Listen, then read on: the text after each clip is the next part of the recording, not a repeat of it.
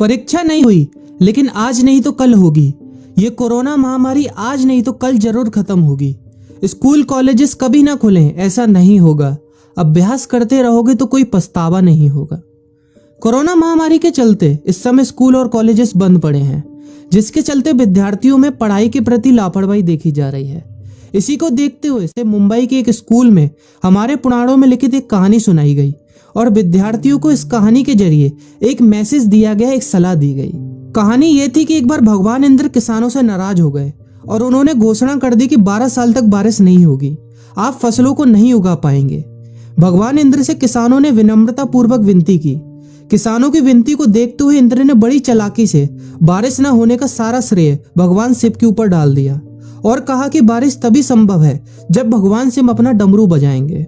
लेकिन इंद्रदेव भगवान शिव के साथ पहले ही गुप्त रूप से चर्चा कर चुके थे और उनसे किसानों के साथ सहमत नहीं होने के लिए भी अनुरोध कर चुके थे। जब किसान भगवान शिव के पास बारिश के लिए विनती करने के लिए गए तो उन्होंने भी कह दिया कि बारिश तभी होगी जब मैं 12 साल बाद अपना डमरू बजाऊंगा। निराश होकर वापस लौटते किसानों ने 12 साल तक इंतजार करने का फैसला किया। लेकिन उनमें से एक किसान वापस लौटकर नियमित रूप से अपना काम कर रहा था, खेती कर रहा था, यहाँ तक कि बीज भी बो रहा था। अन्य किसानों ने यह देखकर उस किसान का मजाक उड़ाना चालू कर दिया। कुछ किसानों ने उससे पूछा भी कि आप अपना समय और ऊर्जा क्यों बर्बाद कर रहे हैं, जबकि आप जानते हैं कि 12 साल तक बारिश नहीं होने वाली।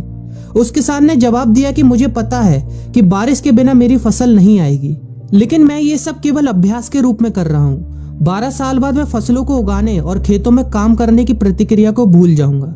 शरीर की काम करने की आदत छूट जाएगी और शरीर आलस का शिकार हो जाएगा। इसलिए मैं अभ्यास करता रहता हूँ कि जब 12 साल बाद बारिश होगी तो मुझे काम करने में मुश्किल नहीं होगी। जब इस किसान की यह बात पार्वती जी को पता चली तो उन्होंने भी चिंतित होकर शिव जी से कहा, आप भी 12 साल बाद डमरू बजाना भूल सकते हैं। यह सुनकर भगवान शिव भी चिंतित हो गए, इसलिए कहीं वो डमरू बजाना भूल तो नहीं गए, इसकी जांच करने की सोची और अपना डमरू उठाकर बजाने की कोशिश करने लगे। कोशिश करते हुए जैसे ही डमरू से आवाज आई वैसी बारिश होने लगी और जो किसान नियमित रूप से अपना काम कर रहा था उस किसान का खेत फसलों से हरा भरा हो गया। लेकिन बाकी सभी बारिश का इंतजार करते किसानों को पछतावा हुआ, क्योंकि उन्होंने अभ्यास करना भी छोड़ दिया था। इसी तरह 2 सप्ताह बाद, 2 महीने बाद या 2 साल बाद लॉकडाउन समाप्त हो जाएगा। कोरोना महामारी भी खत्म हो जाएगी। इसे घूरने या इस महामारी के खत्म होने तक का इंतजार करने से बेहतर है कि आप जिस कक्षा में हैं या जिस अगली कक्षा में जाने वाले हैं उसका अध्ययन करें। पुस्तकों का अध्ययन करके अपने कौशल को तेज करें। आपके पास जो ज्ञान है उसे और बढ़ाएं। इस समय का इस्तेमाल करें और ये सोचें कि आप और भी बेहतर कैसे कर सकते हैं, क्योंकि डमरू कभी भी बच सकता है। इसलिए अभ्यास करते रहें। अभ्यास ही गुणवत्ता का सार है। अभ्यास ही है जो आपको किसी भी क्षेत्र में पूर्ण बनाता है।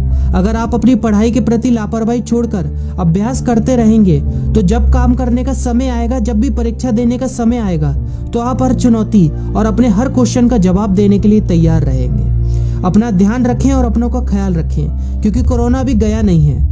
घर पर ही रहने की कोशिश करें ताकि आप भी और अन्य भी सुरक्षित रहें और नियमित रूप से अभ्यास करते रहें, क्योंकि डमरू कभी भी बच सकता है।